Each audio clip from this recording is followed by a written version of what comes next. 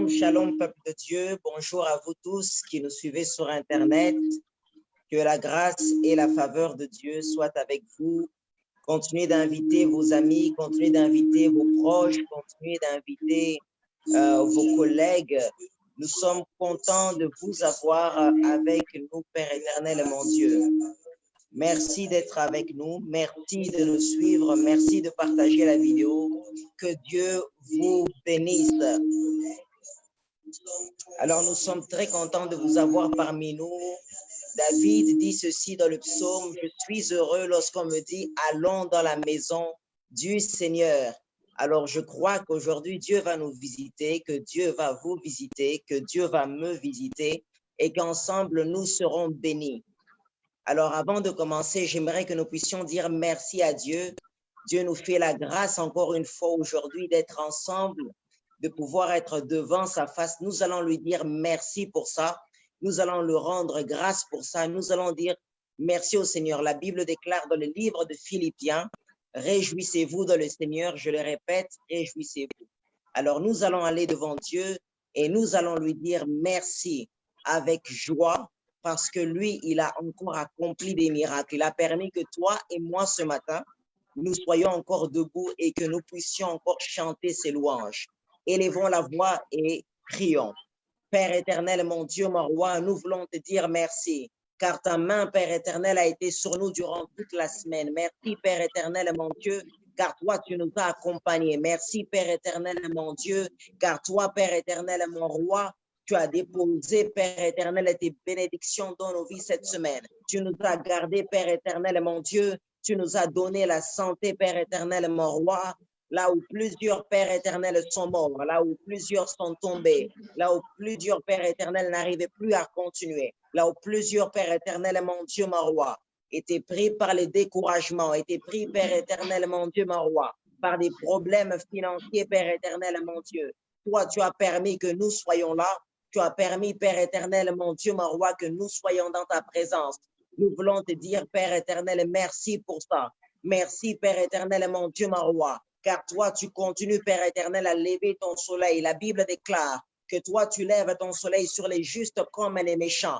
Merci, Père éternel, mon Dieu, mon roi. Car toi, dans ta grâce, Père éternel, mon Dieu, mon roi, tu as posé tes regards sur nous et il t'a plu, Père éternel, mon Dieu, que nous soyons encore une fois dans ta présence. Nous voulons te dire merci, Père éternel, mon Dieu, mon roi, car dans ta présence, il y a une abondante joie. Car dans ta présence, Père éternel, mon Dieu, nous sommes ressourcés. Dans ta présence, Père éternel, mon Dieu, nous expérimentons, Père éternel, mon Dieu, mon roi, Père éternel, ta faveur et ta grâce, Père éternel, mon Dieu. Tu es digne, Père éternel, de louange. Merci, Père éternel, mon Dieu, car toi, tu continues à répandre, Père éternel, sur nous tes faveurs. Que la gloire te soit rendue, Père éternel, mon Dieu. Merci, car tu permets, Père éternel, mon Dieu, que l'on soit dans ta présence. Tu permets, Père éternel, mon Dieu, que l'on soit rayonnant de joie. Tu permets, Père éternel, mon Dieu, que l'on puisse encore, Père éternel, mon roi, apprendre, Père éternel, à tes pieds, Père éternel, mon Dieu. Merci infiniment, Seigneur, car toi, Père éternel, tu es le Dieu juste et fidèle. Merci infiniment, Seigneur, car toi, tu continues, Père éternel, à répandre tes bienfaits dans nos vies. Merci, Père éternel, mon Dieu, mon roi, car toi, tu es le Dieu juste et fidèle, Père éternel, mon Dieu. Oh, la Bible déclare, Père éternel, mon Dieu, Père éternel, mon roi, que toi, tu combats, Père éternel, pour nous. Et le psalmiste déclare qui est l'éternel, mon Dieu. Il déclare que toi, tu es l'éternel fort dans les combats. Lorsque nous dormons, Père éternel, mon Dieu, lorsque nous sommes assoupis, lorsque, Père éternel, mon Dieu, nous ne savons quoi faire, lorsque nous sommes, Père éternel, mon Dieu, mon roi, percé de tout part, Père éternel, mon Dieu, mon roi. Lorsque nous ne savons comment avancer, toi, Père éternel, mon Dieu, tu combats pour nous. Toi, Père éternel, tu t'élèves, Père éternel, puissamment. Et toi, tu déclares, Père éternel, mon Dieu, mon roi, que la lumière, Père éternel, luise dans nos vies. Merci, Père éternel, mon Dieu, car toi, tu es le Dieu bon et magnifiquement grand. Merci, Père éternel, mon roi, car toi, tu es fidèle, Père éternel, mon Dieu. Que la gloire te soit rendue, Père éternel, mon Dieu. Merci, Père éternel, mon Dieu, car toi, Père éternel, mon Dieu, mon roi, tu nous permets encore une fois de contempler, Père éternel, ta nature, de contempler tes bontés, de contempler, Père éternel, mon Dieu, mon roi, Père éternel, les merveilles que toi tu établis, Père éternel, dans nos vies. Que ton nom soit glorifié, Père éternel, mon roi, car toi tu es digne de louange et digne d'adoration. Père éternel, mon Dieu, ce matin, nous voulons entrer dans tes parvis avec des cris de joie, avec Père éternel, mon Dieu, Père éternel, mon roi, une conscience, Père éternel, en joie, car nous savons, Père éternel, mon Dieu, que toi, tu nous as fait, Père éternel, une faveur imméritée. Merci, Père éternel, mon Dieu, car plusieurs sont restés sous leur couche. Plusieurs, Père éternel, mon Dieu, n'ont pas pu se réveiller. Plusieurs, mon Dieu, mon roi, sont assoupis sous leur lit. Mais toi, tu permets, Père éternel, mon Dieu, qu'avec nos membres, Père éternel, mon roi, en ce jour, nous puissions déclarer, Père éternel, que la gloire te revienne et que toi seul sois élevé, et c'est là au siècle des siècles. Merci, Père éternel, mon Dieu, pour ta grâce et merci pour ta faveur. C'est dans le nom puissant de Jésus-Christ que nous prions ainsi avec action de grâce. Amen. Nous allons continuer et nous allons maintenant aller devant le trône de Dieu. La Bible déclare que notre Dieu est saint. La Bible déclare que sans la sanctification, nul ne verra Dieu. Mais la Bible nous dit aussi que tous ont péché et tous sont privés de la gloire de Dieu. Mais la Bible nous donne encore une meilleure assurance. Dieu nous dit ceci, que si nous péchons et que nous confessons nos péchés avec sincérité de cœur, lui, il est juste et fidèle pour nous les pardonner. Là où tu es bien-aimé, il est possible que dans ta semaine, tu aies fait des choses qui ne sont pas conformes à la parole de Dieu. Il est possible que dans ta semaine, tu aies fait des choses qui ont blessé le cœur de Dieu. Il est possible que dans ta semaine, tu as agi d'une manière où tu sais que tu as mal agi. Mais nous voulons te dire ce matin que la grâce de Dieu est disponible, que la grâce de Dieu est disponible pour te pardonner et faire de toi une nouvelle créature. Alors, nous allons nous avancer devant le trône de Dieu. Nous allons demander que lui puisse nous pardonner et que sa grâce puisse nous saisir. Élevons la voix et prions. Père éternel, mon Dieu, mon roi, nous venons devant toi. Nous voulons, Père éternel, demander, Père éternel, que toi, tu nous pardonnes. Père éternel, mon Dieu, la Bible déclare que toi, tu es juste et fidèle, Père éternel, mon Dieu, pour nous purifier, Père éternel, de toute iniquité. Et la Bible déclare que toi, Père éternel, mon Dieu, tes oreilles ne sont pas trop dures pour entendre, ni ta main trop courte pour sauver, mais que ce sont nos péchés, que ce sont nos iniquités qui mettent une séparation entre toi et nous. Père éternel, mon Dieu, mon roi, ce matin, nous décidons d'aller vers toi. Ce matin, nous décidons, Père éternel, de venir vers toi. Comme l'apôtre Jean le déclare, Père éternel, mon Dieu, mon roi, toi, tu nous as aimés le premier et toi, tu as manifesté ton amour en ce que tu as envoyé Christ, Père éternel, vers nous. Alors, Père éternel, mon Dieu, Père éternel, mon roi, nous venons devant toi avec toute assurance, toute confiance, Père éternel, pour demander que toi, tu nous pardonnes, pour demander que toi, tu nous purifies, Père éternel, mon Dieu. Il est possible, Père éternel, mon Dieu, mon roi, que nos comportements n'étaient pas plus. Il est possible que les mots que nous avons sortis de nos bouches, toi, Père éternel, des mots blessants, Père éternel et méchants. Il est possible que dans nos pensées, Père éternel, mon Dieu, mon roi, nous avons été remplis, Père éternel, mon Dieu, Père éternel, mon roi, des pensées méchantes, des pensées cupides, des pensées, Père éternel, meurtrières. Mais nous venons, Père éternel, vers toi, parce que toi, Père éternel, tu es le Dieu fidèle. Et toi, Père éternel, mon Dieu, Père éternel, mon roi, ta grâce est disponible. Père éternel, mon Dieu, nous demandons, Père éternel, que le sang de Jésus puisse nous purifier, Père éternel, mon Dieu, mon roi. Nous venons, Père éternel, devant toi avec confiance, Père éternel, car la Bible déclare que nous avons un intercesseur auprès du Père, Père éternel, mon Dieu. Merci, Père éternel, mon roi, car nous croyons que toi, Père éternel, mon Dieu, véritablement, tu nous as pardonné. Nous croyons, Père éternel, mon Dieu, que véritablement, ta main, Père éternel, repose sur nous. Et nous croyons, Père éternel, mon Dieu, que quel que soit ce que nous avons eu à faire, quel que soit ce que nous avons eu à dire, toi, tu nous as, Père éternel, pardonné. Et la Bible déclare que lorsque toi, Père éternel, tu pardonnes, tu prends nos péchés, tu les jettes dans une étendue d'eau et toi, Père éternel, tu les oublies. Merci, Père éternel, mon Dieu, mon roi, car toi, tu l'as fait. Merci, Père éternel, mon Dieu, car nous croyons que toi, Père éternel, tu nous as purifiés et toi, tu nous as pardonnés. Que la gloire te revienne, Père éternel, à toi et à toi seul. Merci, Père éternel, pour ta faveur et pour ta grâce. Merci, Seigneur. Que la gloire te revienne, Seigneur, dans le nom puissant de Jésus-Christ de Nazareth. Amen. Amen. Nous croyons que là où vous êtes, vous avez été pardonnés, vous avez été sanctifiés, et nous croyons que là où vous êtes, la grâce de Dieu est avec vous. Nous allons continuer dans notre moment de prière. Nous allons demander l'assistance du Saint-Esprit. La Bible déclare, et c'est Jésus qui le dit avant de pouvoir quitter ses disciples, il déclare ceci: je vous enverrai un autre consolateur, il vous enseignera toutes choses et il témoignera de moi. Nous allons aller devant le trône de Dieu. Nous allons demander que le Saint-Esprit nous accompagne, que le Saint-Esprit nous guide, que le Saint-Esprit ouvre nos yeux, que le Saint-Esprit dirige ce culte, que le Saint-Esprit nous conduise, que le Saint-Esprit parle à nos cœurs, que le Saint-Esprit se montre à nous, se révèle à nous au travers de la prédication. Nous puissions voir Christ par le canal du Saint-Esprit. Alors, bien-aimés, là où vous êtes, j'aimerais que vous demandiez l'assistance du Saint-Esprit, que le Saint-Esprit vous assiste et qu'il vous conduise. Élevons la voix et prions. Père éternel, mon Dieu, mon roi, nous demandons, Père éternel, mon roi, que ton Saint-Esprit nous conduise, que ton Saint-Esprit nous guide. Père éternel, mon Dieu, Père éternel, mon roi, tu as dit, Père éternel, mon Dieu, Père éternel, que lui, il nous enseignera toutes choses. Père éternel, mon Dieu, mon roi, je viens, Père éternel, devant toi. Nous demandons, Père éternel, que le Saint-Esprit nous guide, que le Saint-Esprit nous dirige. Nous demandons, Père éternel, mon Dieu, que toi, Père éternel, mon Dieu, Père éternel, mon roi, tu puisses, Père éternel, nous accompagner, Père éternel, mon Dieu, mon roi, et que toi, Père éternel, nous guide et nous dirige. Merci, Père éternel, mon Dieu, pour l'assistance, Père éternel, de ton esprit. Nous prions, Père éternel, mon Dieu, Père éternel, mon roi, que toi, tu disposes, Père éternel, nos cœurs à pouvoir entendre, Père éternel, ta parole, à pouvoir, Père éternel, mon Dieu, recevoir de toi. Et nous prions, Père éternel, mon Dieu, que nos cœurs, Père éternel, mon Dieu, mon roi, puissent, Père éternel, être disposés à t'entendre, Père éternel, à nous parler et se révéler à nous. Que la gloire te soit rendue à toi et à toi seul, Père éternel, mon Dieu. Merci, Père éternel, mon roi, pour le serviteur de Dieu que tu as amené, Père éternel, au milieu de nous. Merci, Père éternel, pour la parole que tu as préparée pour nous. Que toi seul sois élevé, Père éternel, mon Dieu, et glorifié.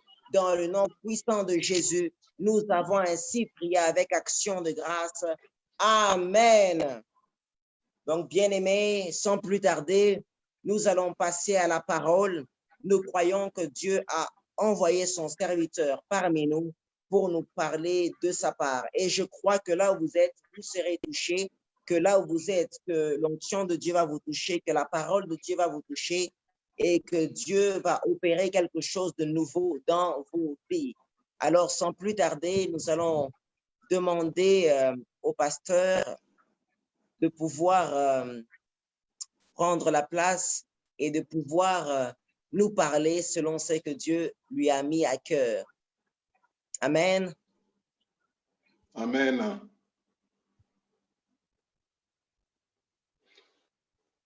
Chers frères et sœurs en Christ, bonjour.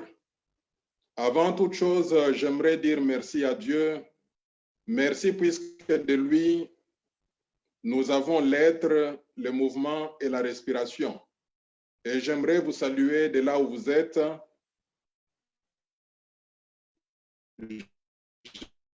Je salue mes frères et sœurs qui sont en Mauritanie, en Togo, Cameroun, France, là où vous êtes, je vous salue au nom de Jésus-Christ. Je vous aime et Dieu vous aime avec tant d'amour. Ce matin, nous sommes dans la suite de notre séminaire, de notre action évangélique qui a pour thème « Bon et fidèle serviteur ». Pour ma part, je suis en train de présenter un sous-thème que connaître Dieu pour bien le servir. Connaître Dieu pour bien le servir. Le dimanche passé, nous avons abordé ce thème, ce sous-thème, et nous avons pour texte de base le livre de Jonas. Le livre de Jonas, c'est un livre dans des livres prophétiques et dans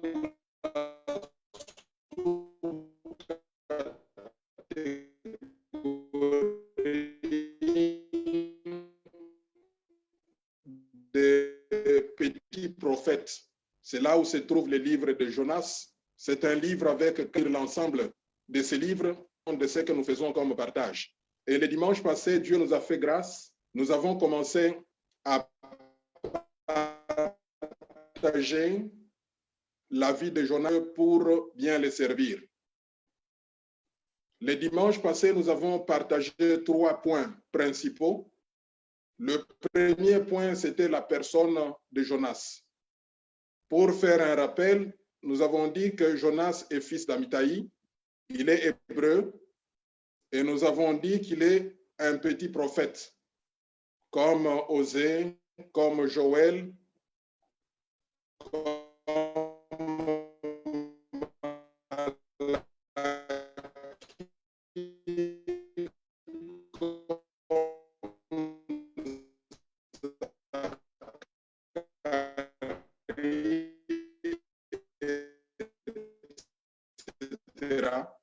Mais nous avons insisté sur un aspect très important, tendance à croire que l'histoire de Jonas fait partie du poisson, mais j'aimerais vous rassurer qu'elle a existé.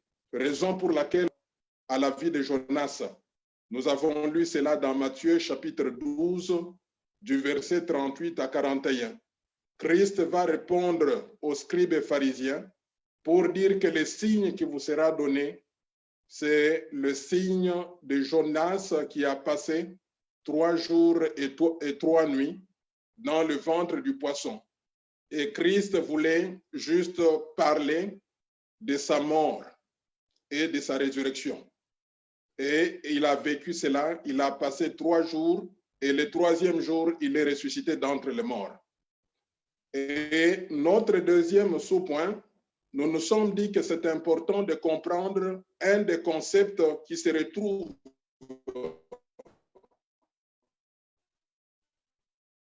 dans notre sous-thème, qui est connaître Dieu pour bien le servir. C'est ainsi que nous avons la racine de ce verbe. Nous avons dit que le verbe connaître, dans sa racine, signifie se familiariser avec. Plusieurs facettes de définition de connaître.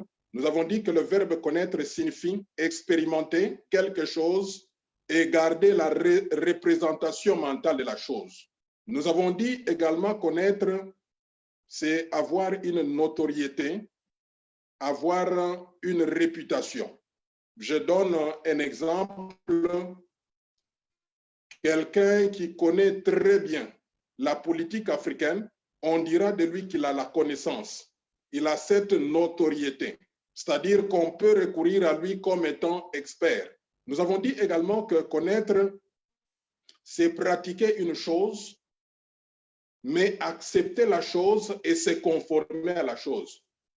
Et par là, vous comprendrez que connaître ne relève pas de la théorie, mais relève du pragmatisme. C'est-à-dire, on pratique quelque chose, on accepte la chose et on se conforme à la chose.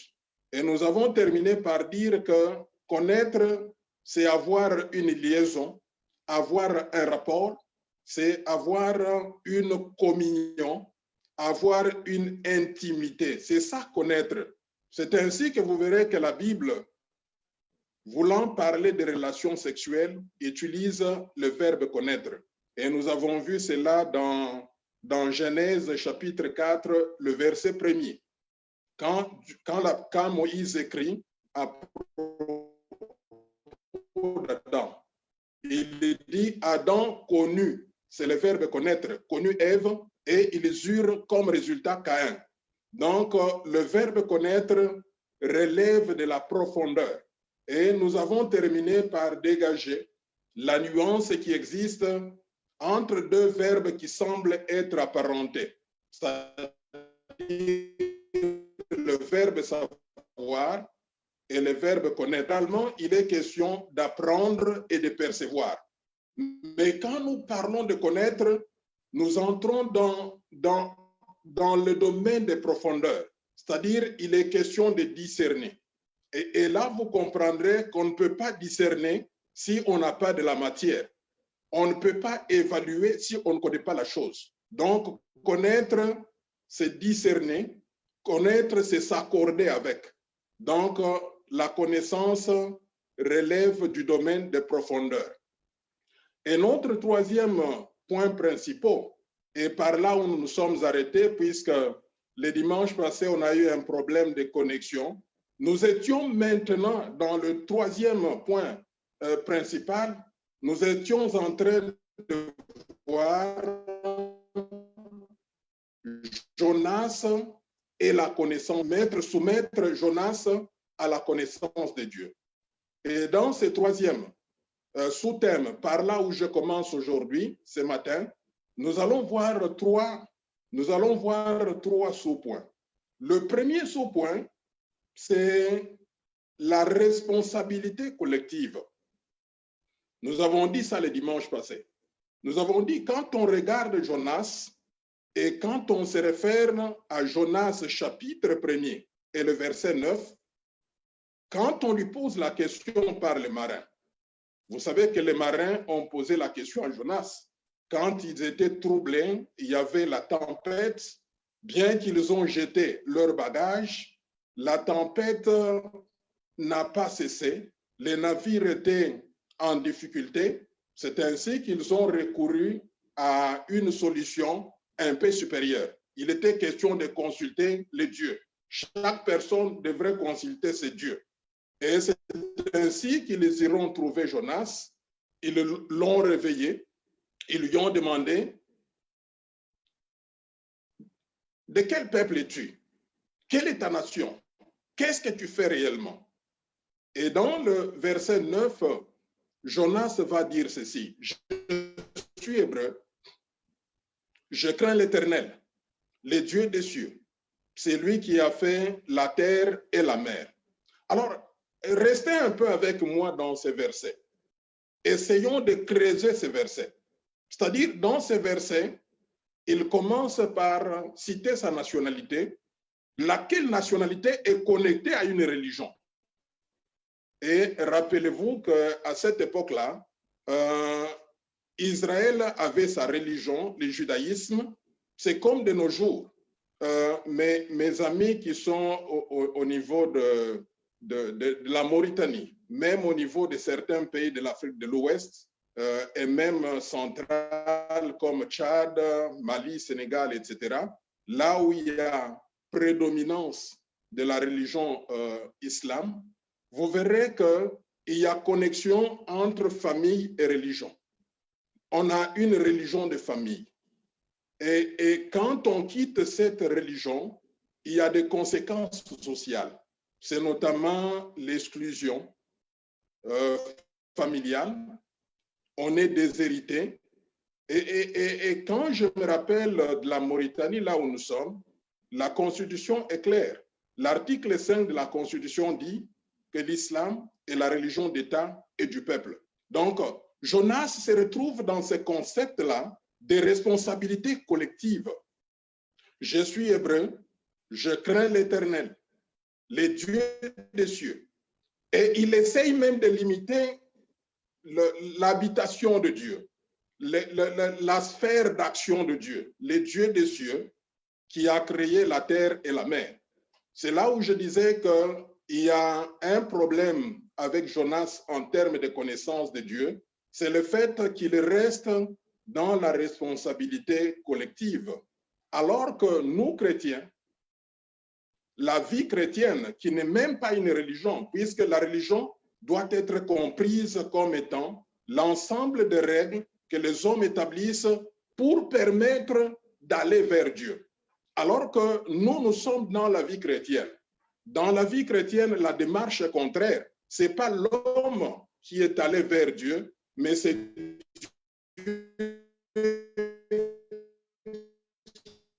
qui est venu vers nous à travers la personne de Jésus-Christ, lui qui était au début la parole, c'est nous. Jésus-Christ est venu accomplir l'œuvre de la rédemption. Et il ne pouvait pas faire cette œuvre sans s'incarner, sans porter un corps comme le nôtre. Et notre religion, c'est la vie chrétienne, comme je disais, qui n'est pas une religion. Dans la vie chrétienne, nous avons ce qu'on appelle la responsabilité individuelle. Prenez Jean chapitre 3 et le verset 16. Car Dieu a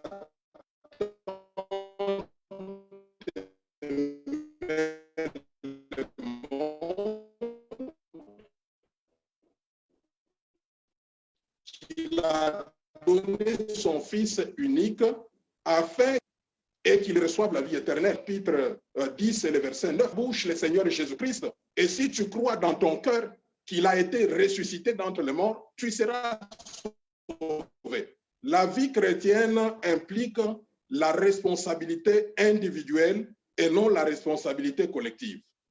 Le deuxième sous-point qu'on a commencé à aborder le dimanche passé, c'est là où nous avons parlé d'une certaine ignorance, ou mieux encore, une certaine limitation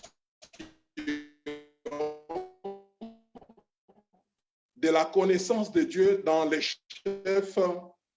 chefs de Jonas. Vous allez me dire, comment ça, pasteur, puisqu'il est proche autorisé de Dieu. Mais moi, quand je fais ma lecture de ce livre de Jonas, je remarque qu'il y a une certaine ignorance, ou mieux encore, une certaine limitation des attributs de Dieu. Alors, nous sommes dans Jonas chapitre 1er. Quand vous prenez le verset 1er et le deuxième verset, il est dit clairement que Dieu s'adresse à Jonas. Et quand il s'adresse à Jonas, il lui donne une mission. Dans le chapitre 2, la mission est claire. La mission est concise. En quoi consiste cette mission? Il est dit ceci: lève-toi, va à Ninive, la grande ville, et crie contre elle et dis que les abominations, la mauvaise conduite, la méchanceté, leur méchanceté est montée vers moi. Ça, c'est une mission claire que Jonas reçoit de la part de Dieu. Et ça, c'est la méthodologie de Dieu. Quand Dieu nous donne une mission, il est clair dans le contenu de la mission.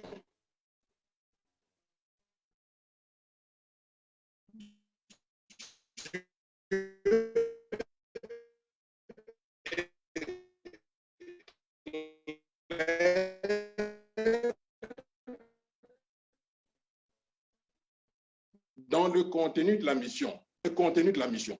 Mais à partir résolution, c'est-à-dire c'est comme une prise de décision. Alors, vous savez que pour prendre une décision, il faut rassembler, il faut collecter toutes les informations, les traiter et puis peser. Il a fait cela. Puisque quand nous lisons le verset en question à partir du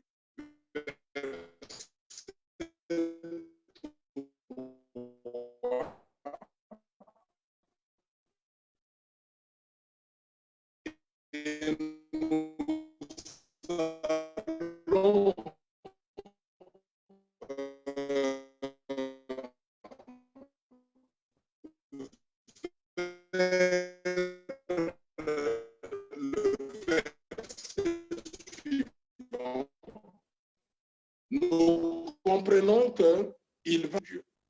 C'est quelque chose de réfléchissement dans la dimension. Jonas est rationnel. Je vais fuir loin de la face de Dieu. Le moyen, je dois aller dans le sens contraire de la ville de Ninive. Vous savez que Ninive était à l'opposé de Tarsis. Il prend la direction de Tarsis. Et il sait que pour arriver à Tarsis,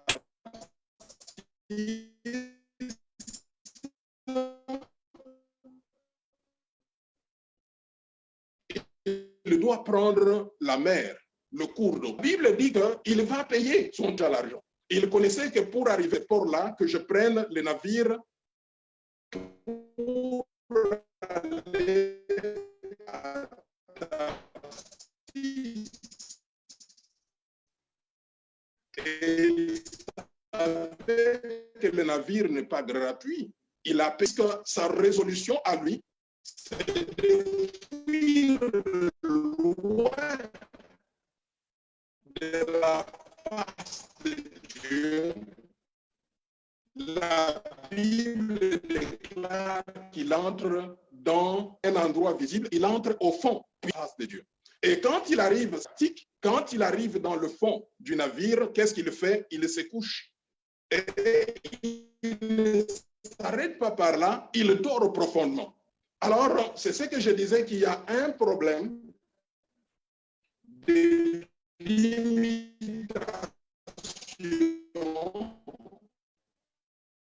de la connaissance de Dieu. En fait, il ignore trois attributs clés. Les attributs, c'est-à-dire les qualités, les caractéristiques de Dieu. Et c'est que je constate, il ignore l'omniprésence de Dieu. Il ignore l'omniscience de Dieu. Il ignore l'omnipotence de Dieu. Qu'est-ce que cela veut dire?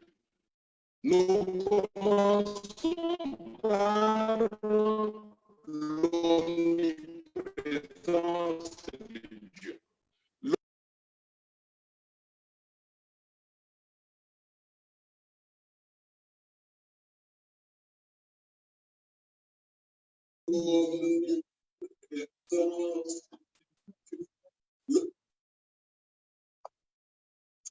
Bien-aimé, bien-aimé,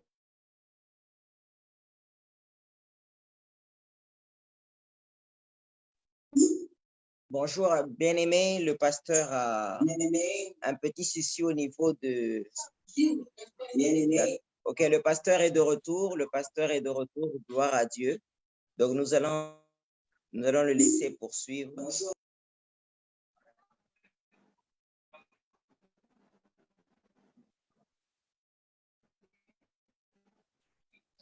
Je disais ceci, je disais que Dieu est présent ici en N'Djamena, où je suis. Il est présent à Nouakchott, là où se trouve Pasteur Higuet. Il est présent également à Lubumbashi, là où se trouve le Pasteur Vital. C'est-à-dire, l'omniprésence de Dieu veut dire tout simplement que Dieu est présent partout, au même moment et à même proportion. Et je l'ai toujours dit qu'il est présent dans la maison du marabout. Il est présent dans la chambre de la prostituée. On ne peut pas lui refuser cela. Et lisez, quand nous lisons Psaume, chapitre 139, du 7e au 10e verset, le psalmiste dit ceci: « Où pourrais-je aller loin de ton esprit?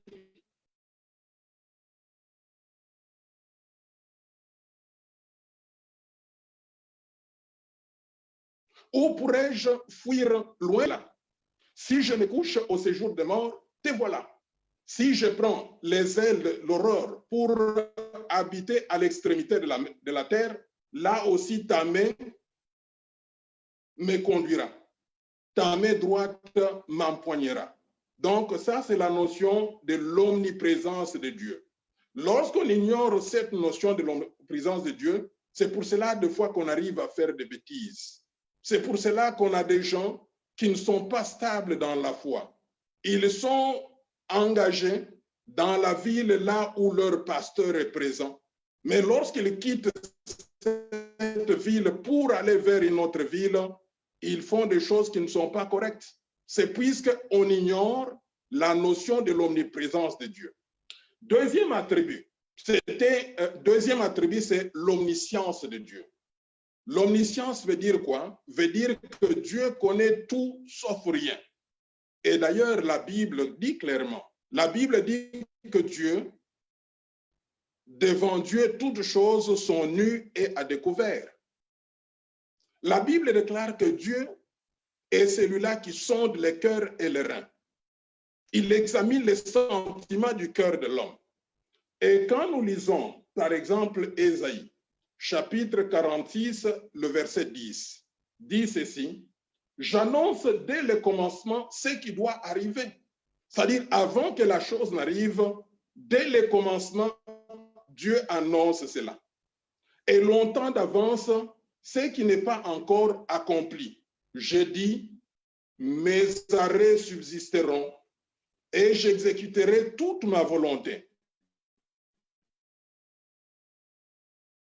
Donc,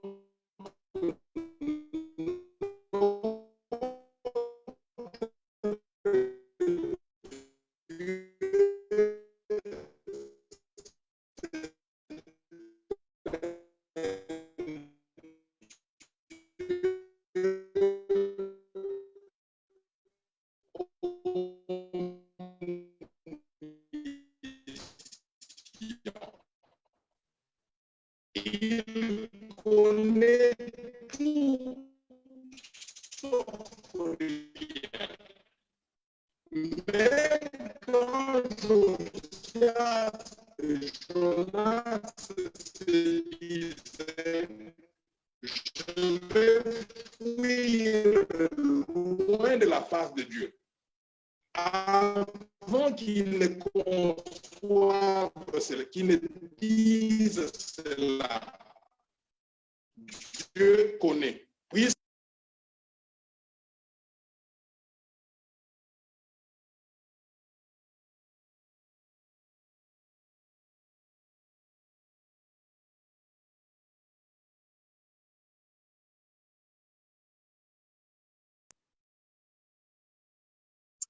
Frères et sœurs, donc le pasteur a des petits soucis au niveau de la connexion, au niveau du chat. Comme vous le savez, c'est la saison de pluie, donc ce n'est pas facile. Donc, nous allons quand même s'accentuer sur ce que nous a dit. Au niveau de la connexion, au niveau du chat. Comme vous le savez, c'est la saison de pluie, donc ce n'est pas facile. Donc, nous allons quand même s'accentuer sur ce que nous a dit. Donc, le temps que le pasteur puisse être connecté avec nous, j'aimerais qu'on puisse... gloire à Dieu, le pasteur est là, le pasteur est là, le pasteur est là. Le pasteur est là. J'aimerais demander à l'équipe technique de garder bien la connexion entre Zoom et Facebook. J'étais en train de parler de l'omnipotence. L'omnipotence veut dire tout simplement que Dieu est tout-puissant, Dieu est capable de tout faire.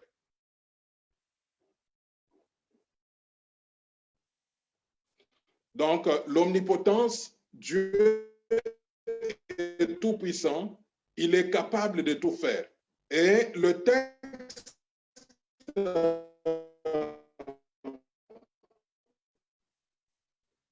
de Genèse chapitre 17, fille âgée de 99 ans, l'Éternel apparut à Abraham et il lui dit, je suis le Dieu tout-puissant, marche devant ma face et sois intègre. Ça, c'est Dieu qui se présente à Abraham. Il se présente comme étant le Dieu tout-puissant.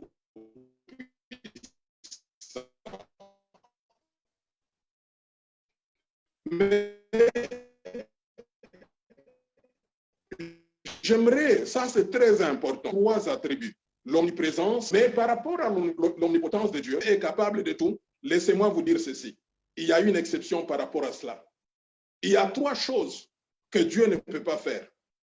Vous allez dire comment, pasteur, puisque vous nous disiez, vous venez de nous dire que Dieu est omniprésent. Il est omnipotent, c'est-à-dire tout puissant et capable de tout. Mais il y a trois choses que Dieu ne peut pas faire. Et quelles sont ces trois choses?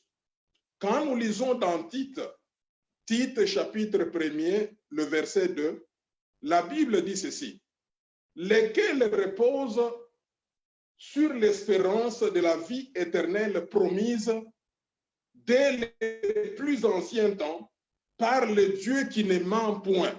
Ça, c'est la première chose. Bien qu'il soit un Dieu tout-puissant, bien qu'il soit un Dieu capable de tout faire, mais il y a trois choses que Dieu ne peut pas faire. La première chose, Dieu ne peut pas mentir. C'est ce que Paul dit à travers Tite, qu'il ne ment point. Ça, c'est la première chose. La deuxième chose que Dieu ne peut pas faire, nous lisons cela dans Jacques. Jacques chapitre 1er et le verset 13. Jacques dit ceci, que personne, lorsqu'il est tenté, ne dise que c'est Dieu qui me tente, car Dieu ne peut tenter par le mal et il ne tente lui-même personne. Ça, c'est la deuxième chose. Bien qu'il est Dieu omnipotent, Dieu tout-puissant, Dieu capable de tout faire, la deuxième chose que Dieu ne peut pas faire, c'est tenter quelqu'un, tenter une personne. Alors ici, j'aimerais clarifier. Il y a deux verbes. Il y a deux verbes, deux fois, qui sont mal traduits dans nos langues locales. Il y a le verbe éprouver et le verbe tester. Ces deux verbes sont différents. Le premier verbe, c'est-à-dire éprouver, signifie tout simplement tester, évaluer, apprécier. Pour ceux-là qui sont professeurs, qui sont enseignants à l'école, à l'université, ils comprennent le sens de cela. Par exemple, faire les épreuves. Faire les épreuves, c'est quoi? C'est-à-dire soumettre les enfants à un examen pour tester le niveau de leur compréhension. Ça, c'est le verbe éprouver. Alors, le verbe éprouver, Dieu peut éprouver. Et quand Dieu éprouve, il a un but. Le but, c'est d'arriver à apprécier, à découvrir la valeur intérieure de notre foi. Et d'ailleurs, le but de l'épreuve, c'est de nous amener à la perfection. Par contre, le verbe tenter, il a une autre signification. Tenter signifie solliciter à faire le mal. Raison pour laquelle Jacques dit, Dieu ne tente personne. Dieu ne peut pas solliciter quelqu'un à faire le mal. Et là, c'est du domaine du diable. C'est lui le tentateur. C'est lui qui nous tente.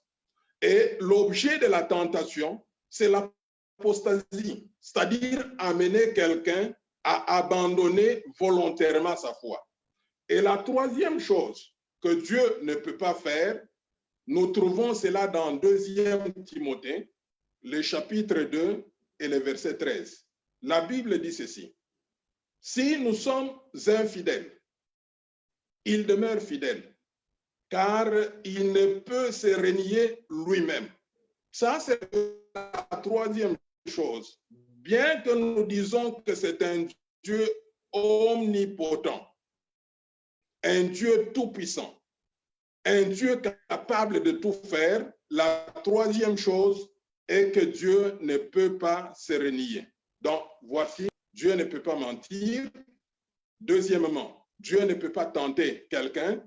Troisièmement, Dieu ne peut pas se renier. Alors, notre troisième sous-point, dans le troisième grand point, là où nous avons dit Jonas face à la connaissance de Dieu, le premier sous-point, c'est la responsabilité collective. Le deuxième sous-point, c'est l'ignorance ou la limitation par rapport aux trois attributs de Dieu, à savoir l'omniprésence, l'omniscience et l'omnipotence. Maintenant, le troisième sous-point, dans ce troisième point, c'est la non-reconnaissance de l'autorité de Dieu. La non-reconnaissance de l'autorité de Dieu. Dans le chapitre 2, ce que Dieu est en train de faire, il donne une mission à Jonas, c'est-à-dire un ordre. Et lorsqu'on reçoit un ordre, on n'a qu'à obéir. Mais nous voyons dans la suite du premier chapitre, nous voyons que Jonas fait autre chose. En ce moment-là, il ne reconnaît pas l'autorité de Dieu. Alors, quand nous servons Dieu, la chose la plus importante, c'est d'arriver à reconnaître l'autorité de Dieu. Puisque dans le 3e chapitre, nous verrons que la vie de Jonas va commencer à changer par rapport à certains aspects. Alors, ici, c'est que nous disons qu'il n'y a pas reconnaissance de l'autorité de Dieu.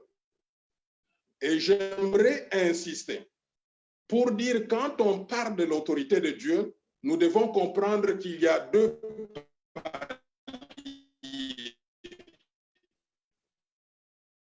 Il y a ce qu'on appelle l'autorité directe de Dieu. Dieu lui-même qui donne l'ordre.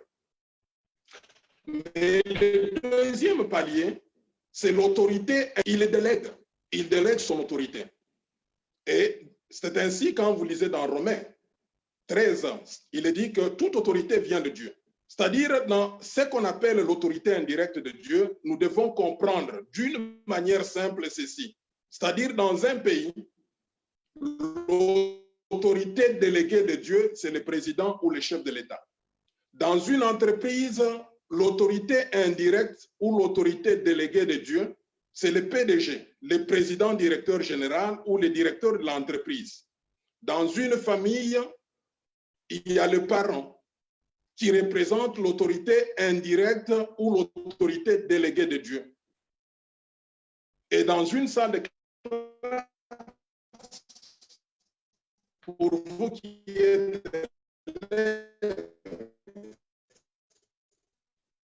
l'autorité qui est là, qui est en train de donner cours. C'est-à-dire, quand on est chrétien, on doit apprendre à reconnaître l'autorité de cet enseignant. Et une façon de reconnaître, c'est-à-dire de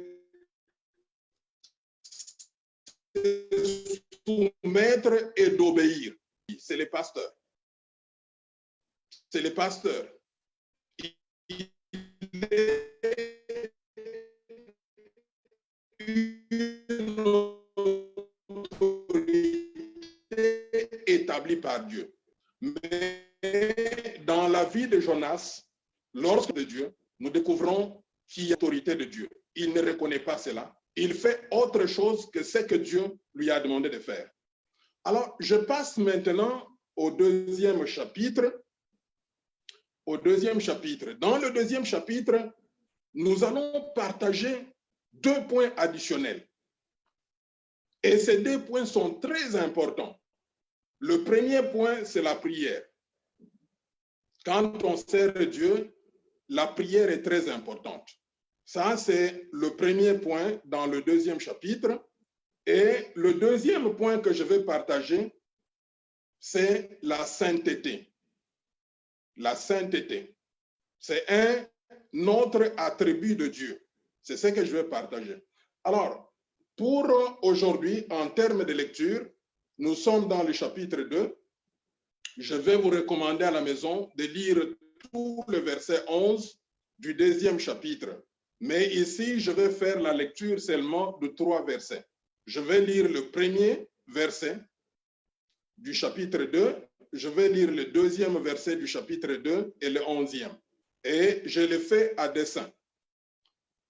Dans le verset premier, la Bible dit ceci: l'Éternel fit venir un grand poisson pour avaler Jonas. Et Jonas fut 3 jours et 3 nuits dans le ventre du poisson. Le verset 2, du ventre du poisson, Jonas pria l'Éternel son Dieu. Et le verset 11, l'Éternel parla au poisson et le poisson vomit Jonas sur la terre. Alors, pour ceux qui ont l'habitude de faire la méditation de la parole de Dieu, pour ceux-là qui savent observer les textes, les Écritures, vous verrez que le chapitre 2 s'ouvre il s'ouvre par un poisson qui obéit à la parole de Dieu. Alors, ici, suivez-moi très bien. Suivez-moi très bien, puisque dans le premier chapitre, nous avons un homme. Pas un homme simple, mais un serviteur de Dieu. Pas n'importe quel serviteur. Il n'était pas lévite, il n'était pas gardien, mais il était prophète. Prophète Nabi. Nabi veut dire la bouche autorisée de Dieu. Dans le premier chapitre, nous avons un Nabi, un prophète, qui désobéit à la parole de Dieu. Mais quand on arrive au deuxième chapitre, il s'ouvre par un poisson, une créature inférieure par rapport à l'homme, mais un poisson qui obéit à la parole de Dieu. Puisque le premier verset dit ceci, « L'Éternel fit venir un grand poisson pour avaler Jonas. » Mais le poisson était venu. Si le poisson était venu, c'est-à-dire que le poisson a entendu la parole de Dieu, l'appel de Dieu, et le poisson a obéi à cet appel. Et le chapitre 2 se referme également par un poisson. Alors, c'est que je vous disais que ces livres de Jonas, nous devons comprendre que c'est Dieu qui fait entrer Jonas dans une école. Et Dieu, en véritable enseignant, il est en train d'utiliser plusieurs matériels didactiques. Plusieurs matériels didactiques. Et vous verrez que dans le premier chapitre, je vais intervenir à la fin quand je ferai l'encadré, Dieu va utiliser même le marin comme matériel didactique. Et ici, dans le chapitre 2, il utilise les poissons comme matériel didactique. Au premier verset, le poisson entend la parole de Dieu et se conforme à cette parole. Et au dernier verset, le chapitre 2 se referme par la présence d'un poisson. Le verset 11 dit ceci, « L'Éternel parla au poisson et les poissons vomit Jonas sur la terre. » Donc, un poisson qui a entendu la parole de Dieu et un poisson qui a été soumis à l'autorité de Dieu, un poisson qui a obéi aux impératifs donnés par Dieu. Alors que dans le chapitre 1er, les serviteurs de Dieu, le prophète, la bouche autorisée de Dieu est dans la désobéissance. Et dans ces chapitres 2, le premier et le 11e verset nous parlent de ces poissons obéissants, mais entre les deux, du chapitre 2 au chapitre 10, il y a Jonas. Il y a Jonas, et à travers la vie de Jonas, on découvre deux aspects importants d'un serviteur de Dieu. Le premier aspect, c'est la prière. Jonas, se retrouvant dans le ventre du gros poisson, il fait sa prière. Et ça, c'est notre premier point dans le chapitre 2, la prière. Alors, quand j'analyse cette prière de Jonas, c'est une prière différente de ce dont on est habitué à faire. Vous savez que dans la plupart des cas, nos prières sont constituées de requêtes. Ce sont des demandes. Dieu fait ça, Dieu fait cela, Dieu fait ceci, Dieu fait cela, j'ai besoin, etc. Mais quand on analyse la prière de Jonas dans le ventre du poisson, c'est une prière extraordinaire. Moi, je découvre que dans la prière de Jonas, il y a à la fois l'expression de la foi, l'expression de l'espérance, mais aussi les actions de grâce. Dans cette prière, Jonas ne fait pas ressortir clairement son besoin d'être gardé en vie, mais il est en train d'exprimer sa foi. Quand il dit, dans ma détresse, tu m'exauces. Quand il dit, se retrouvant dans les séjours de mort, tu m'entends. Ça relève de la foi, ça relève de l'espérance. Et même à la fin, quand il dit, je vais faire des sacrifices, je vais faire des actions de grâce et je vais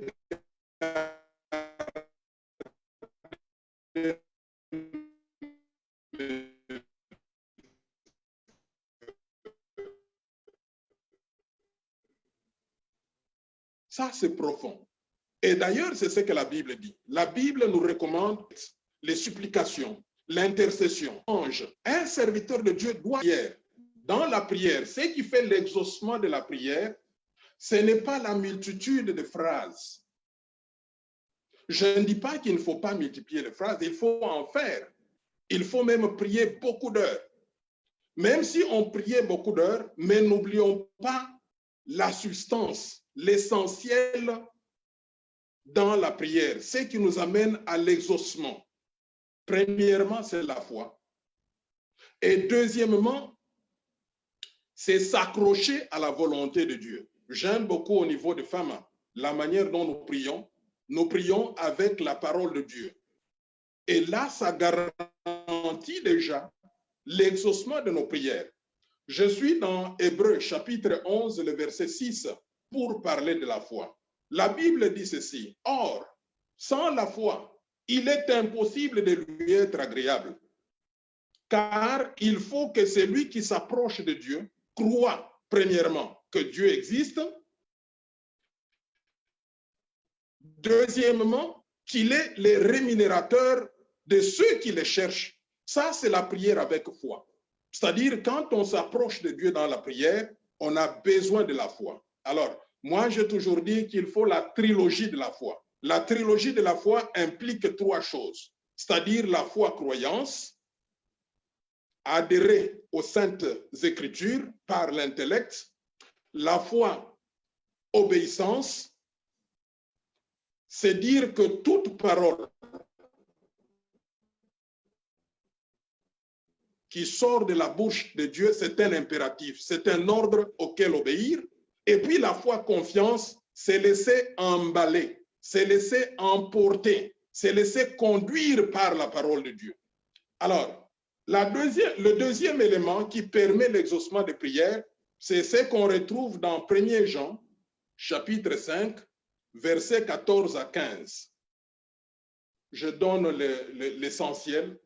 L'apôtre dit ceci, « Nous avons cette assurance que si nous demandons selon quelque chose, selon sa volonté, il nous écoute. S'il nous écoute, nous avons déjà la chose que nous avons demandée. » C'est ça l'importance de prier avec la parole de Dieu.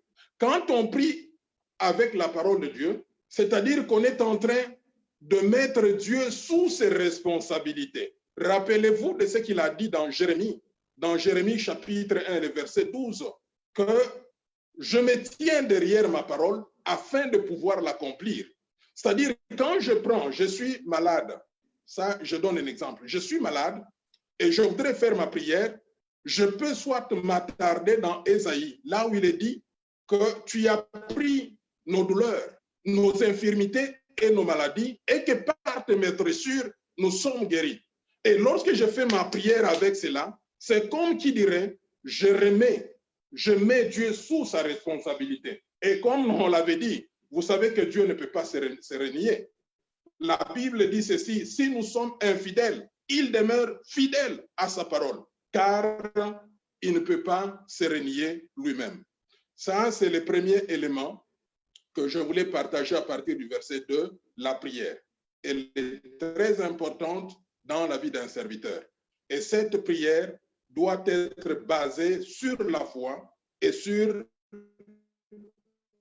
la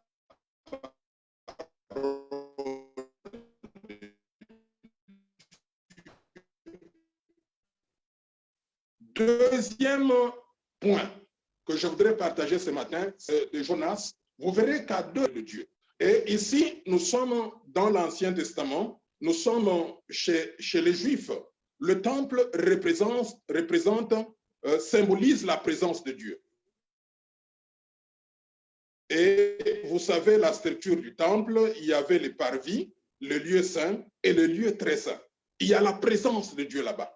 Un Dieu particulier, c'est-à-dire un Dieu qui a la sainteté. La sainteté, c'est aussi un des attributs de Dieu. Quand vous lisez Lévitique chapitre 19 et le verset 1, la Bible dit ceci, « Soyez saints, car je suis saint, l'Éternel, votre Dieu. » Donc, Dieu, c'est un Dieu de sainteté. Et les gens qui veulent servir Dieu, que ce soit les hommes et les femmes, doivent rechercher la sanctification. La sainteté, en fait, c'est quoi? La sainteté établit et renforce la différence entre Dieu et ses créatures.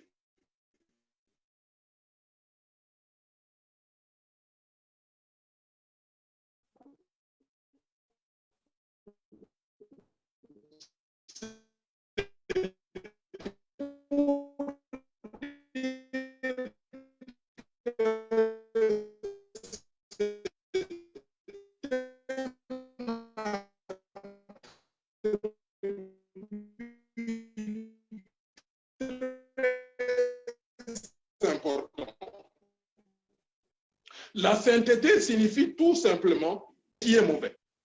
Alors, une emphase sur cela, c'est une institution de Dieu, quelque chose de structuré. Chapitre 4, le verset 8. Du 2e au 3e verset. Je commence par Apocalypse. Là, nous sommes dans une autre dimension. Apocalypse, chapitre 1er, Jean est sur la terre. Mais dans le chapitre 4, Jean est au ciel. Et quand il est au ciel, la vision que Jean voit, c'est la porte du ciel qui s'ouvre. Et quand la porte du ciel s'ouvre, il voit les 4 êtres vivants. Et il dit qu'ils ont 6 ailes. Ils ont 6 ailes. Et qu'est-ce qu'ils faisaient? Je suis en train de dire que la sainteté de Dieu, c'est une institution. Ces 4 êtres vivants disaient Saint, Saint, Saint et l'Éternel Dieu Tout-Puissant.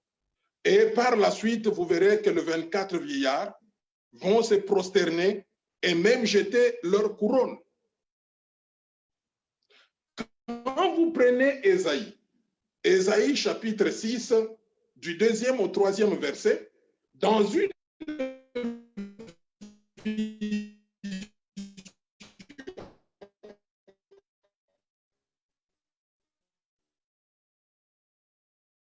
Ésaïe verra la gloire de Dieu pour soubassement sa sainteté. Lorsque la gloire non plus, la gloire également. Alors Ésaïe voit, il y avait des les séraphins aussi avaient 6 ailes. Ils se cachent les pieds et 2 pour voler. Et ces séraphins disaient aussi la même chose. Ils disaient Saint, Saint, Saint, l'Éternel, le Dieu Tout-Puissant. Alors, Dieu 3 fois saint, comme les gens le disent, en fait, le chiffre 3, puisque quand vous allez dans certains livres prophétiques, notamment Ézéchiel, Daniel et même Apocalypse, les chiffres ont des sens. Le chiffre 3 veut dire tout simplement perfection, plénitude. C'est comme le chiffre 7. Quand on dit Saint, Saint, Saint, éternel Dieu, qu'est-ce qu'on voudrait dire? On veut tout simplement dire que Dieu est absolument pur. Il est absolument pur. Il est saint par lui-même. Et c'est ce qui fait la différence entre Dieu et nous. Nous, nous sommes saints par l'œuvre de Jésus-Christ sur la croix de Golgotha.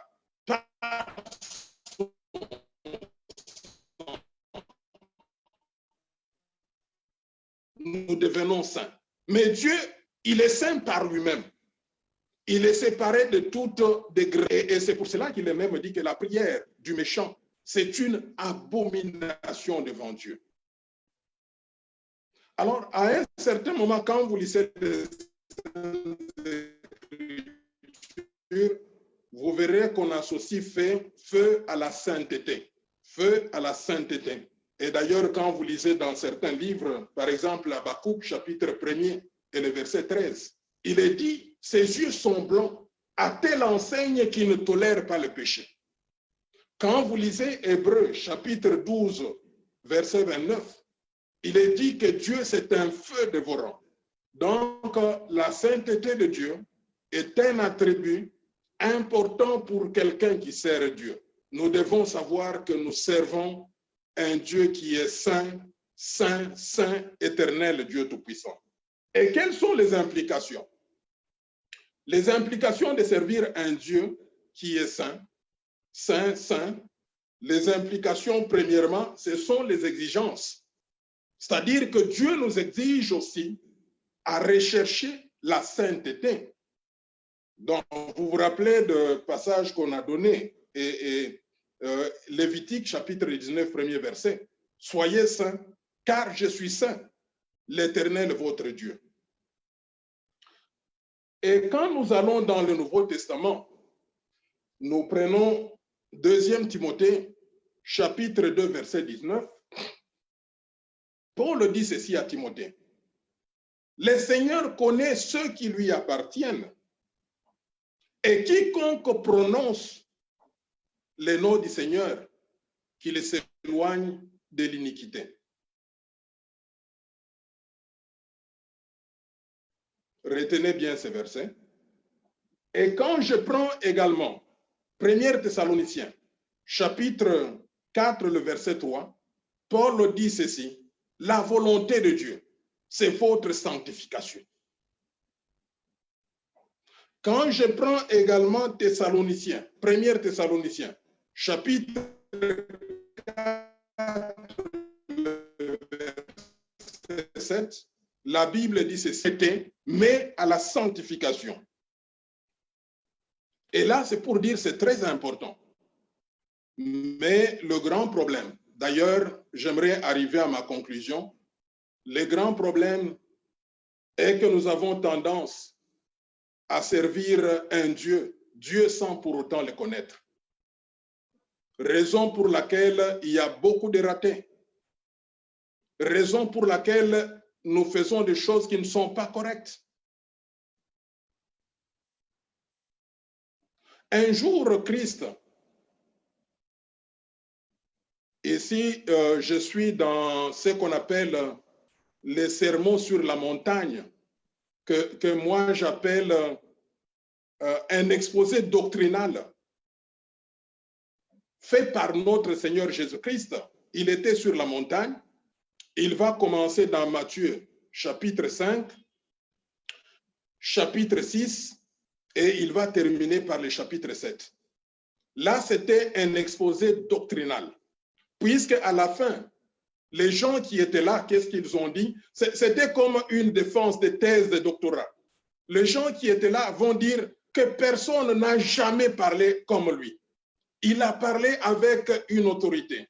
Il a parlé avec connaissance, avec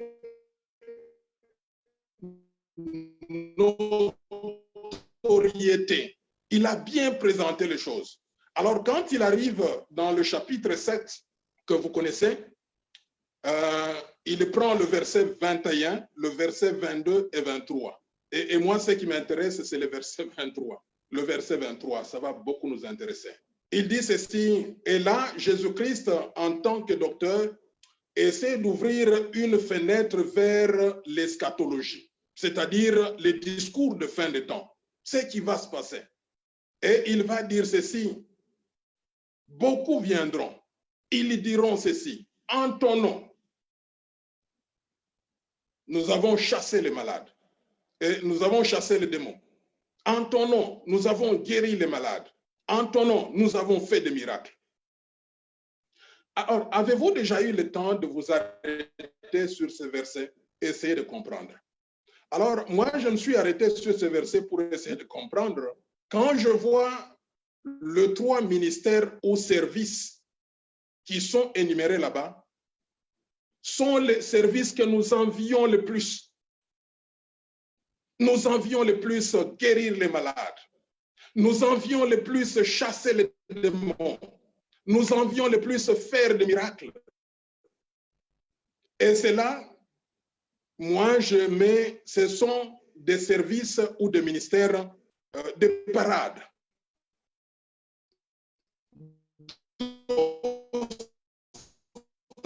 tentation. Dès que vous avez cela, parleront de vous. Mais ce qui m'intéresse, je ne dis pas que ce sont de mauvais services ou ministères. C'est vrai, c'est Dieu qui donne cela.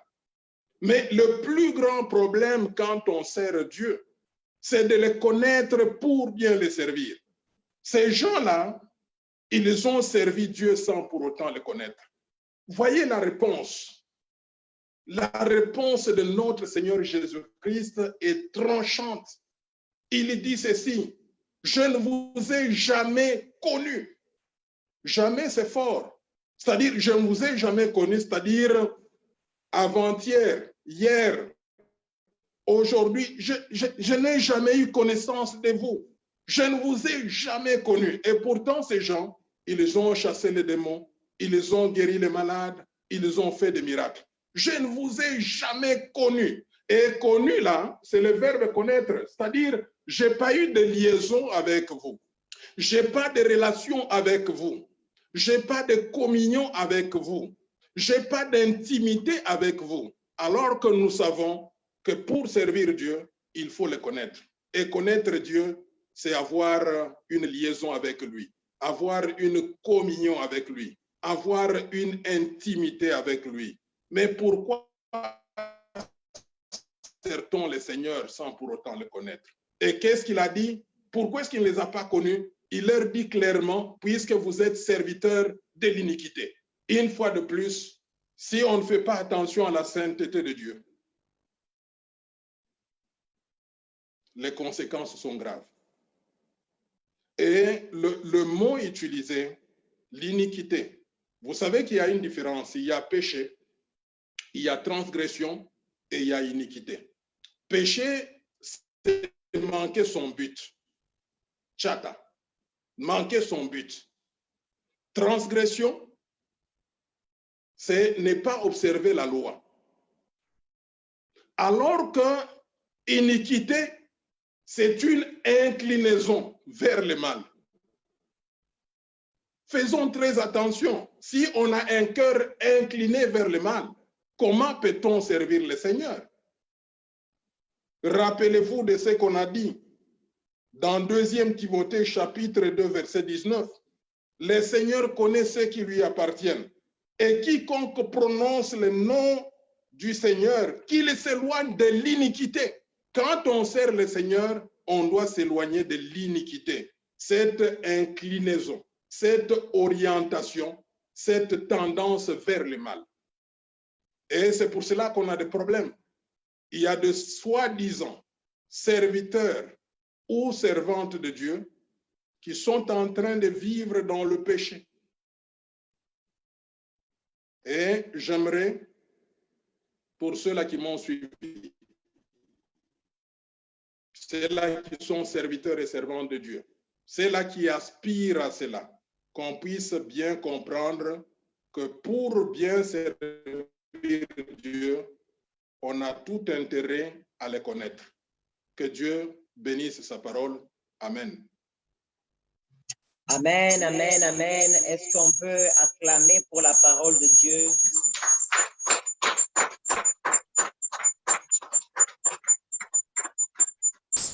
Waouh, bien-aimé, je crois que si tu as été là durant tout cet enseignement, tu as sûrement été béni. L'enseignement a été extrêmement riche et nous disons infiniment merci au pasteur pour nous avoir donné cette parole qui vient encore nous amener à grandir dans notre foi, qui vient nous amener encore une fois à avoir une vision plus large du Dieu que nous servons et qui vient encore une fois transformer notre intelligence et notre système de pensée. Donc, nous allons entrer dans un moment de prière.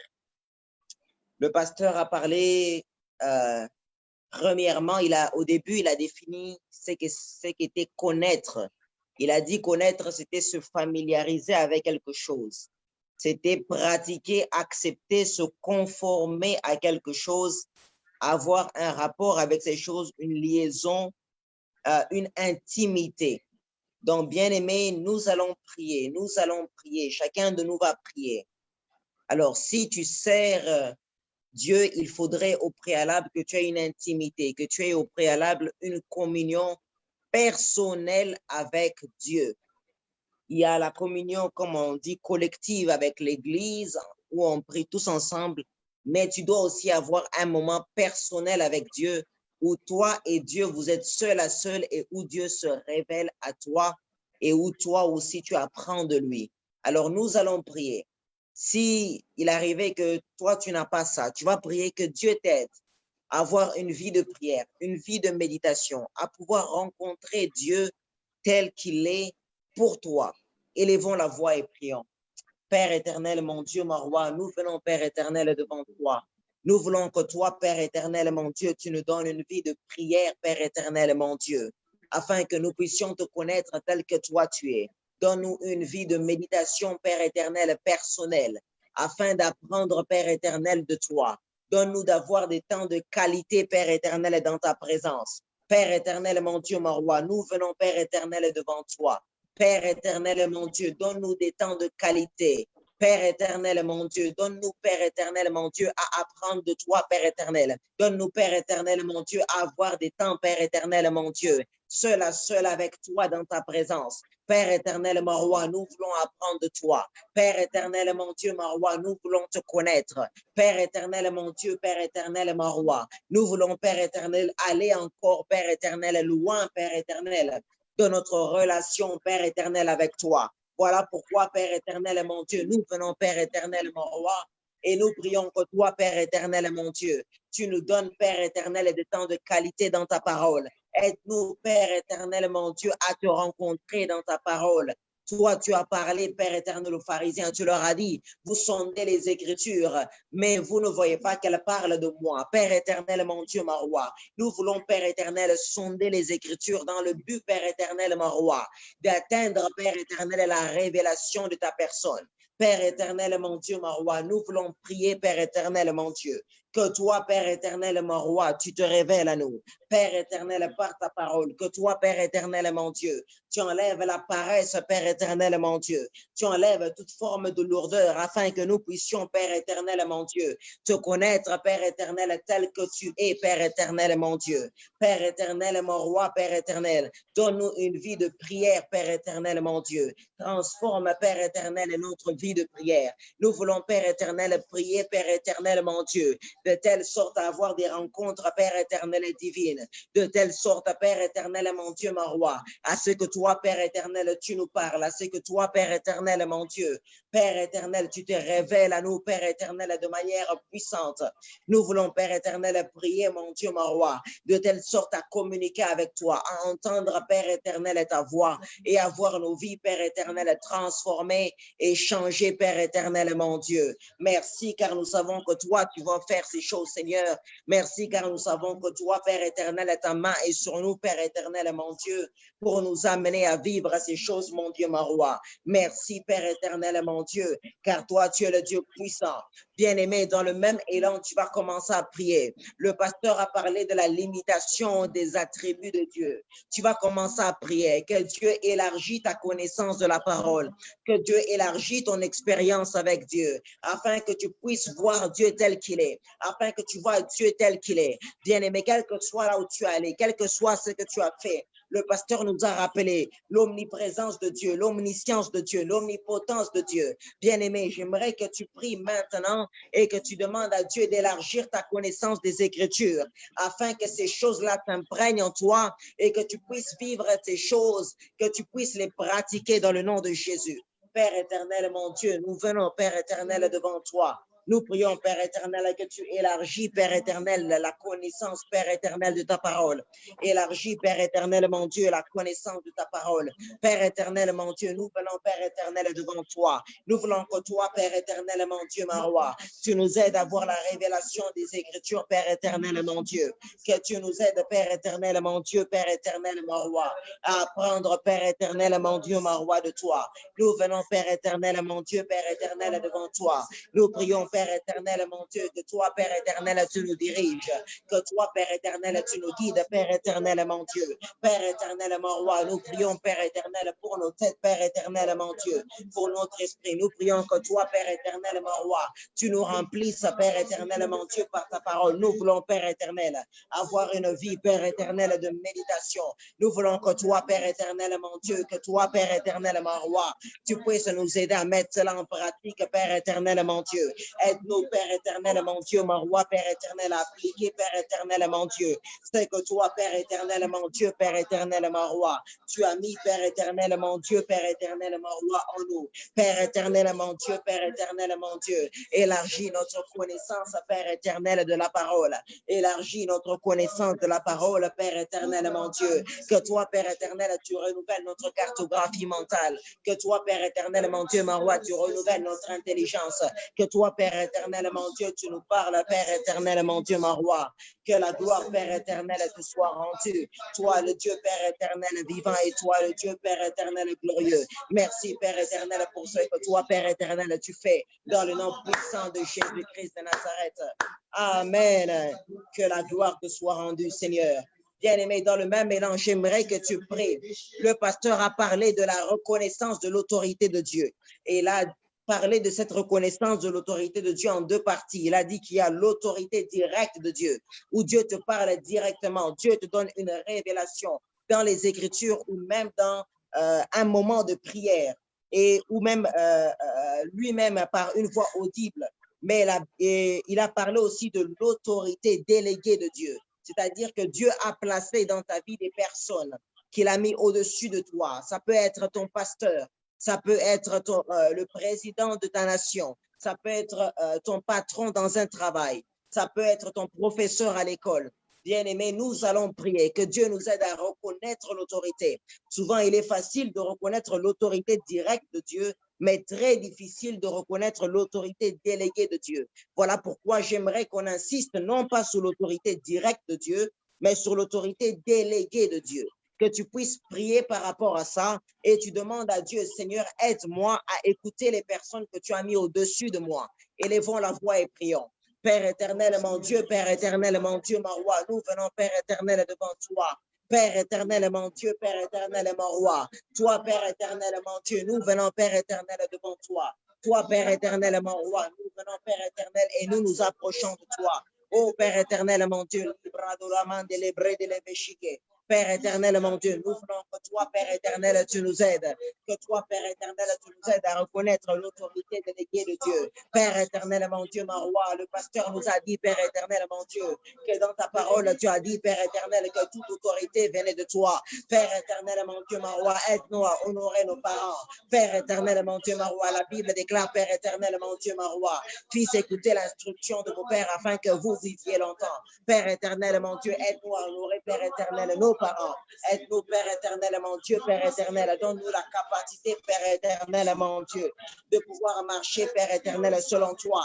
La parole, Père éternel, déclare, Père éternel, que toi, tu donnes le vouloir et le faire. Père éternel, mon Dieu, Père éternel, mon roi. Je prie, Père éternel, mon Dieu, Père éternel, maintenant. Je prie dans le nom puissant, Père éternel de Jésus, que le Saint-Esprit, Père éternel, mon Dieu, mon roi, nous aide, Père éternel, à reconnaître l'autorité déléguée de Dieu. Que le Saint-Esprit nous aide, Père éternel, mon Dieu, à reconnaître, Père éternel, l'autorité déléguée de Dieu. Père éternel, mon roi, Père éternel, souvent, Père éternel, mon roi, nous ne voulons pas entendre, Père éternel, mon Dieu, mon roi, quand un autre homme nous parle, Père éternel, de ta part. Mais nous voulons que toi, Père éternel, tu abaisses l'orgueil en nous et que toi, Père éternel, tu nous aides à t'entendre, Père éternel, tel que toi, Père éternel, tu es. Père éternel, mon Dieu, mon roi, Père éternel, aide-nous à reconnaître l'autorité déléguée de Dieu. Père éternel, mon Dieu, Père éternel, mon roi, aide-nous, Père éternel, mon Dieu, Père éternel, mon roi, à prendre l'autorité déléguée de Dieu, Père éternel, mon roi. Toi, Père éternel, mon Dieu, aide-nous, Père éternel, mon Dieu,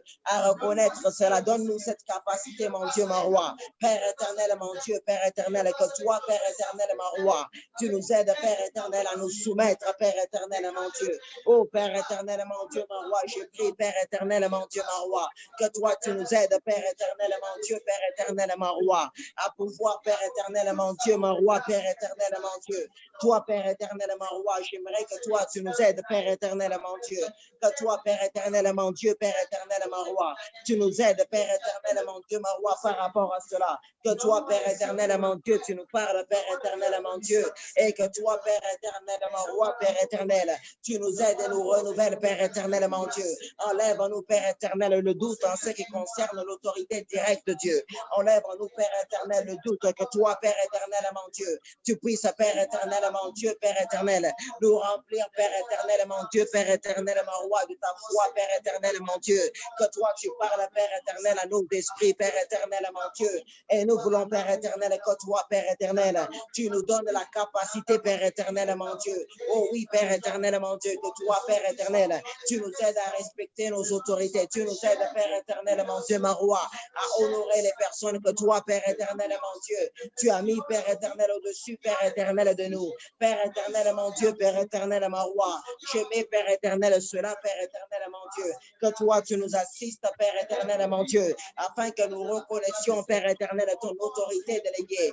Merci, Père éternel, mon Dieu, Père éternel, mon roi. Toi, Père éternel, mon Dieu, Père éternel, mon roi, dans le nom puissant, Père éternel, de Jésus-Christ de Nazareth. Alors, toi qui es en train de nous suivre, si tu doutais, quand Dieu te parle, quand Dieu te dit de faire quelque chose, tu doutes, tu te mets à l'écart, tu ne veux pas ou tu refuses carrément parce que cela ne t'avantage pas. Dieu te demande de pardonner, Dieu te demande de délivrer un message. Tu as peur, tu ne veux pas. Alors, le pasteur nous a dit que l'autorité directe de Dieu, c'est une obligation, ce n'est pas une demande. Donc, que toi, tu puisses réellement avoir confiance, que Dieu te parle et que Dieu ne peut pas te mentir parce que le pasteur a dit qu'il y a 3 choses que Dieu ne peut pas faire et parmi ces choses, il y a le mensonge et Dieu est fidèle à sa parole. Et toi aussi qui es en train de nous regarder, si hier tu avais du mal à respecter tes autorités, tu avais du mal à rendre honneur aux personnes que Dieu avait mises sur toi, que ce soit tes parents,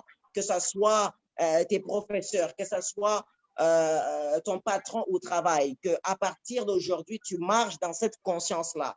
Et le pasteur n'a pas dit que l'autorité déléguée, ça devait être seulement quelqu'un qui est parfait. Non, ça ne devait pas être simplement quelqu'un qui est un homme. Non, ça peut être une femme, un homme, ça peut être quelqu'un qui est plus âgé, moins âgé que toi. Mais tant qu'il est l'autorité déléguée de Dieu, tu te dois de le respecter et tu te dois de l'honorer. Que Dieu vous bénisse. Nous allons continuer et nous allons prier par rapport à un autre point que le pasteur a relevé. Le pasteur a relevé 2 choses. Il a parlé premièrement de la vie de prière et de la vie de sainteté. Bien-aimé, par rapport à la vie de prière, j'aimerais insister sur un point important que le pasteur a dit. Il a dit le poisson a obéi à la parole de Dieu. Le poisson a entendu la voix de Dieu et il a insisté sur ça.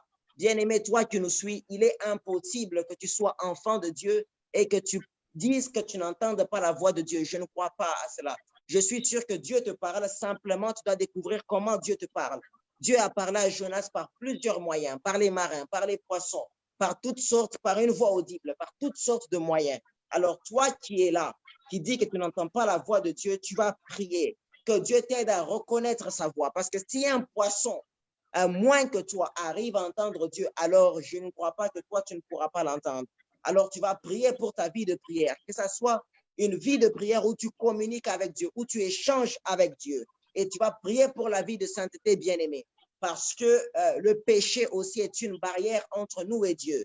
Et le pasteur a dit que la sainteté réduit l'écart qu'il y avait entre nous et Dieu. Alors, j'aimerais que tu puisses maintenant, à partir d'aujourd'hui, mener une vie de sanctification. Mais pour faire cela, tu dois avoir l'aide du Saint-Esprit. Alors, nous allons demander que le Saint-Esprit nous assiste dans la vie de prière et dans la vie de sanctification. Élevons nos voix et prions.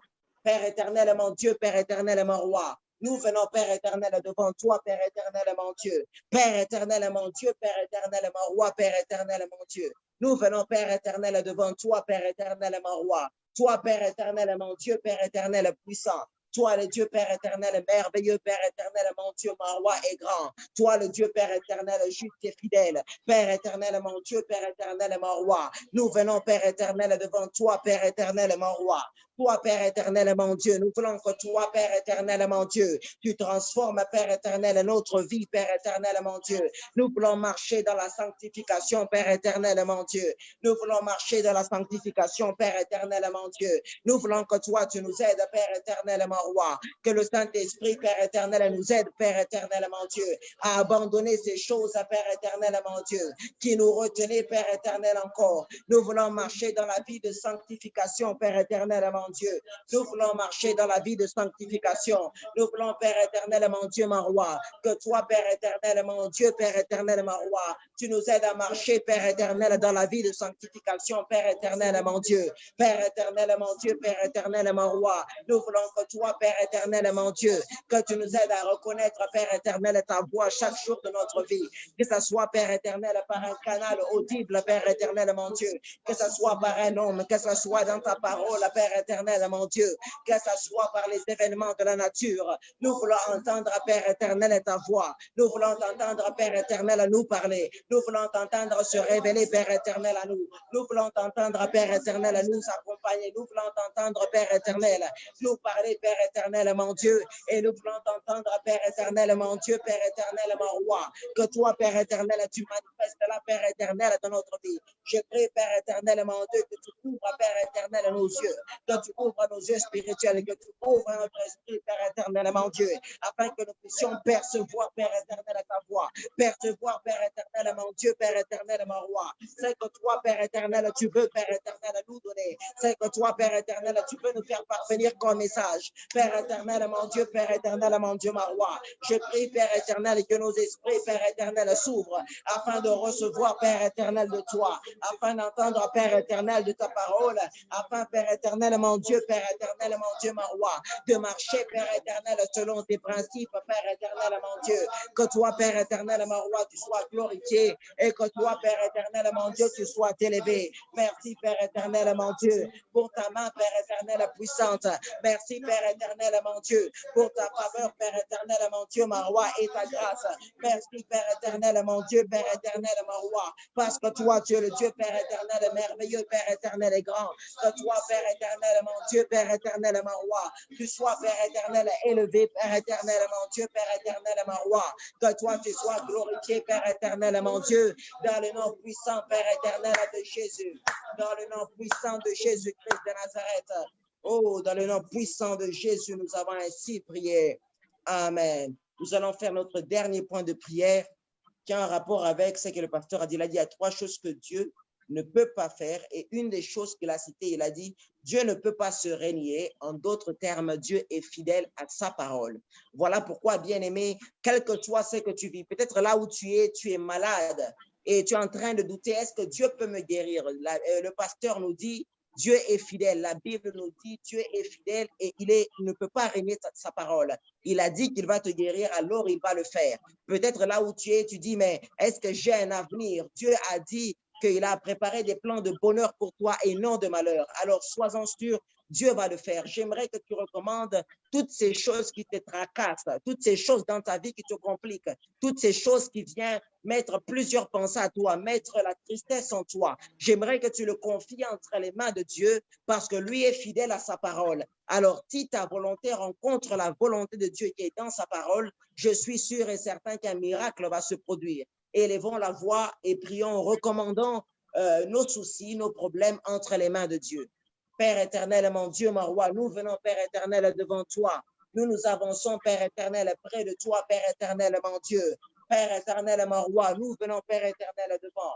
Nous demandons à ce que toi, Père éternel, mon Dieu, quel que soit, Père éternel, les personnes qui nous suivent, Père éternel, là où ils sont, quel que soit, Père éternel, leurs problèmes, que leurs problèmes soient, Père éternel, dans leur business, que leurs problèmes soient des problèmes dans leur ministère, que leurs problèmes soient des problèmes, Père éternel, mon Dieu, mon roi, Père éternel, mon Dieu, avec leurs enfants, que leurs problèmes, Père éternel, mon Dieu, soit des problèmes, Père éternel, mon Dieu, mon roi, en rapport, Père éternel, mon Dieu, Père éternel, avec, Père éternel, mon Dieu, la vie sociale, Père éternel, mon Dieu, mon roi, leur entreprise, Père éternel, mon Dieu. Je prie, Père éternel, mon roi, que toi, Père éternel, tu les choques, Père éternel, mon Dieu, parce que toi, Père éternel, tu es fidèle. Et la Bible, Père éternel, déclare que notre Rédempteur se lèvera le dernier. Je prie, Père éternel, mon Dieu, mon roi, Père éternel, mon Dieu, que tu puisses les saisir, Père éternel, là où ils sont, quel que soit ce qu'ils vivent, Père éternel, quel que soit, Père éternel, la durée de la nuit, Père éternel, mon Dieu. Nous avons foi, Père éternel, et confiance que toi, Père éternel, mon Dieu, tu agiras. Je prie, Père éternel, mon Dieu, toi, le roi des rois, toi, l'éternel des armées. Je prie, Père éternel, mon Dieu, Père éternel puissant. Tu déposes, Père éternel, mon Dieu, mon roi, ta main, Père éternel, sur eux, Père éternel, mon Dieu, Père éternel, mon roi. Je prie, Père éternel, quel que soit, Père éternel, ce qu'ils endurent, les difficultés par lesquelles ils passent en ce temps, Père éternel, de confinement. Je prie, Père éternel, mon Dieu, que toi, Père éternel, tu agisses, Père éternel, de leur vie. Car toi, Père éternel, tu as déclaré, Père éternel, mon Dieu, que le bonheur nous accompagneront tous les jours de notre vie, Père éternel, mon Dieu, et que nous habiterons dans ta maison. Je prie, Père éternel, mon Dieu, car le pasteur a déclaré que toi, Père éternel, mon Dieu, mon roi, le but, Père éternel, mon Dieu, mon roi, de l'épreuve, c'est que toi, tu peux élever, Père éternel, le niveau intérieur de notre foi. Je prie, Père éternel, mon Dieu, mon roi, Père éternel, que cela se fasse, Père éternel, mon Dieu, parce qu'après cela, toi, Père éternel, mon Dieu, mon roi, Père éternel, tu as préparé pour nous des choses de meilleures, car la Bible, Père éternel, déclare toutes choses concourent bien de ceux qui aiment Dieu et de ceux qu'il a appelés selon son dessein. Merci, Père éternel, mon Dieu, Père éternel, mon roi, car toi, Père éternel, tu es le Dieu glorieux, Père éternel, mon roi. Merci, car ta parole subsiste éternellement et à jamais. Merci, Père éternel, mon Dieu, mon roi, car toi, tu es avec nous, Père éternel, quel que soit, Père éternel, la vallée de l'ombre de la mort par laquelle il passe. Père éternel, mon Dieu, mon roi, nous déclarons que toi, tu es la résurrection et la vie. Nous déclarons que toi, Père éternel, mon Dieu, mon roi, Père éternel, tu leur partages ta vie et que toi, Père éternel, mon Dieu, tu es en train de faire quelque chose de nouveau, Père éternel, avec eux. Dans le nom puissant, Père éternel de Jésus, nous prions, Père éternel, mon Dieu, mon roi, que là où ils sont, Père éternel, mon Dieu, quelle que soit la chose qui les complique, quelle que soit la chose qui les fatigue, quel que soit le chaos que le diable a instauré, je prie, Père éternel, mon Dieu, mon roi, Père éternel, pour une multiplication, Père éternel, divine, pour une visitation divine, Père éternel, mon Dieu, et nous prions, Père éternel, mon roi, Père éternel, pour la visitation glorieuse, Père éternel, de notre Dieu. Merci, Père éternel, mon roi, car toi, tu arrives, Père éternel, mon Dieu, tu changes le cours des choses. Gloire soit rendue à toi. Merci, Père éternel, mon Dieu, car toi, tu es puissant, que ta gloire te soit rendue dans le nom puissant de Jésus-Christ de Nazareth. Amen. Oh, merci beaucoup à chacun d'entre vous d'avoir été présent avec nous aujourd'hui, ce dimanche, d'avoir passé ce culte dominical avec nous. Nous prions que vous soyez encore avec nous la semaine prochaine, parce que le lundi déjà, nous avons un moment de prière. Le mardi aussi, nous avons un moment de prière. Et le samedi et le dimanche, nous continuons notre séminaire avec le pasteur Vital et le pasteur Kassongo. Que Dieu vous bénisse abondamment.